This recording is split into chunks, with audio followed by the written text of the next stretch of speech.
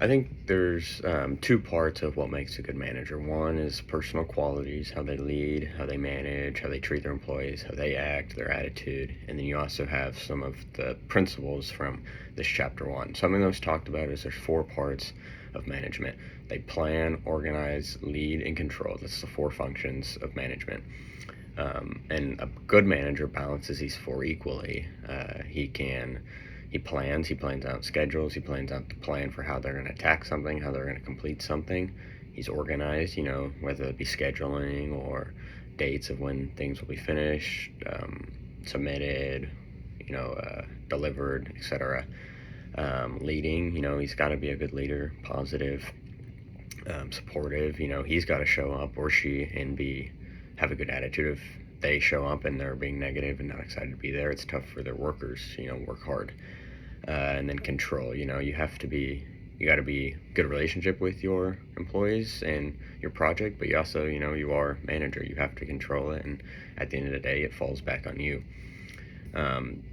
Good managers, they clearly explain goals, expectations, plan, dates, etc. They have support and empathy for their employees. They hold them to deadlines, but they also, work with them and realize that sometimes there are delays and stuff like that.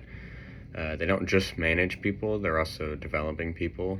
They have to, help them get better at their job. When someone starts, they are not going to be most likely the best they can be, and so, managers push them.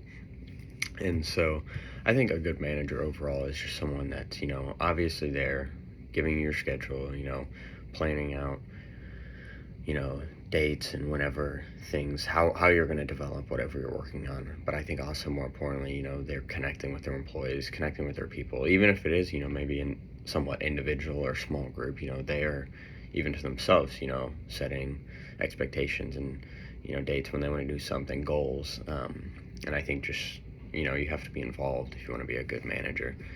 And I think, great managers are special because they can combine, strong leadership with care for their team. So, they're great leaders, they're great at what they do, but they also are great with people.